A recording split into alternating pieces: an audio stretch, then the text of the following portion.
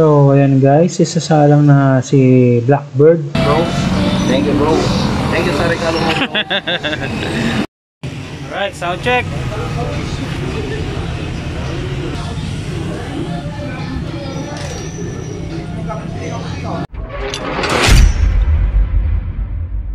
Alright, what's up sa inyong lahat mga ka-adventure? So, welcome back sa ating channel. Biglaang vlog lang to guys. So, for today's video guys is sasamahan natin si bro na magpapalit ng kanyang tambucho. Syempre, siya naman tutulungan natin. Lagi na lang tayo yung tinutulungan niya. Dito is hinihintay natin si bro sa kanto. At ayan na nga guys, dumating na si bro. So ayan, samahan nyo kami sa Angeles City. Doon natin papapalitan yung tambucho ni bro kung saan ko pinapalitan yung akin guys.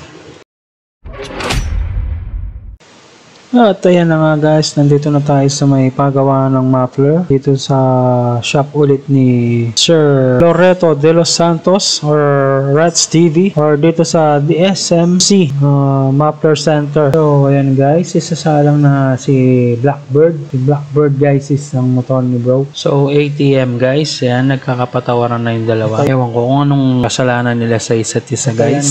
At ayan guys, binigyan natin ng sticker si Sir. At itinigay niya sa pinto ng office niya guys. Ayos. So ito na nga yung tambucho ni bro no guys. Ayan, kamukha lang nung atin. Norifumi din. So kaso iba yung inorderan natin guys. Medyo mas mura tong kaysa do sa inorder natin. At kagandahan dito guys is meron na siyang kasamang spring para dun sa slip-on. So yung sa atin wala siyang kasamang spring. So mas medyo mura to.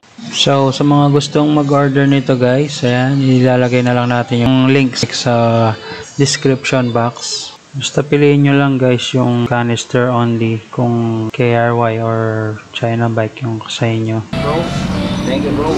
Thank you sa regalo mo bro. Ano bro? Ayun ako bro. At ayan na nga guys, so ayan, dito is i-fit na ni bossing yung tambucho ni bro para may spot na niya. So ayan yung kanyang Norifumi. Ayan, sana nakita natin agad to guys para medyo nakamura tayo. Same lang sila, galing din Indonesia to guys. So nangintay din siya ng 10 days. Ayan. So sa mga gustong itry itong Norifumi, yan, nandyan yung link sa baba. Sana kung napapanood mo to is available pa tong tambucho na to. So ayan guys, dito is i-spot na ni bossing yung tambucho ni bro para ma full weld na niya yung elbow. So na-excite na dito si bro kasi gusto na niya marinig yung sounds ng Norifumi sa 150cc. At ayan na nga guys, pinu-full weld na ni bossing yung tambucho ni bro. So medyo patapos na siya dyan. Alright, natapos na rin sa wakas guys. Ayan. So yan guys, dito is nilalagay na ni bossing yung mga spring para mag-lock na yung tambucho. Yo, medyo matigas yung mga spring, nahirapan si bossing. So yan, sasalpak na. Excited na si bro. Kung napanood nyo yung mga trail namin ni bro nung mga last trail namin, maririnig nyo naman yung sounds nung tambucho niya dati. So i-compare natin dito sa bago niyang tambucho. Maglalagay tayo ng clip. Alright, sound check.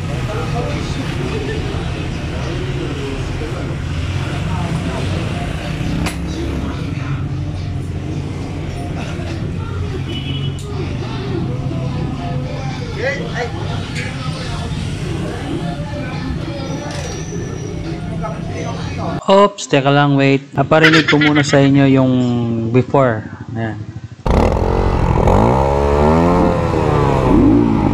At ito naman yung after guys. Naman.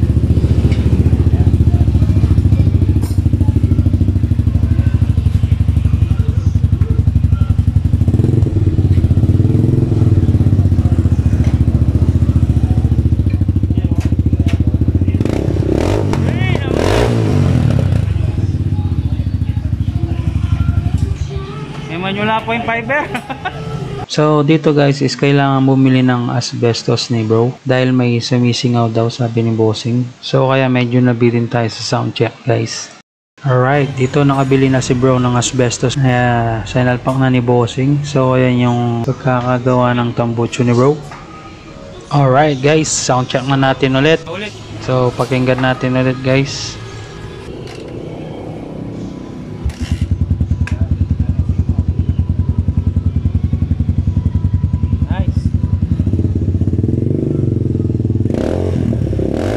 Bangis na.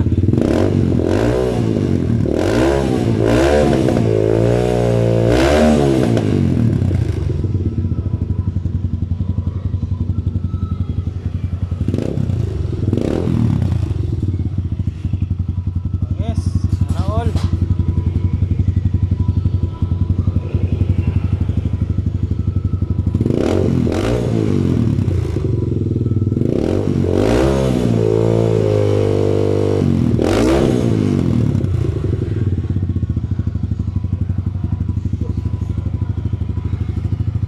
Nice bro.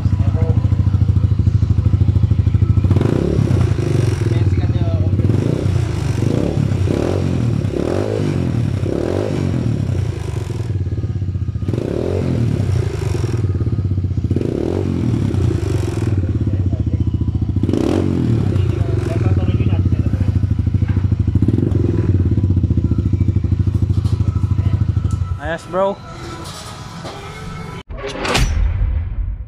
Alright. Nice one bro.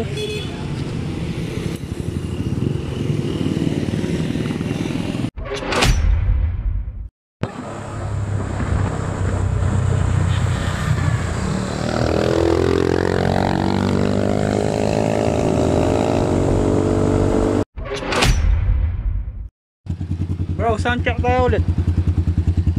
Yeah, sound check bro.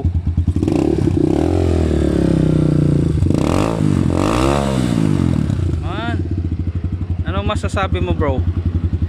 Ayos ba? Ayos bro. Medyo na ulit ang bro. Malakas yung ano niya, hatak niya bro. Naman. Alright. Sige bro, paalam ka na bro. Sa susunod.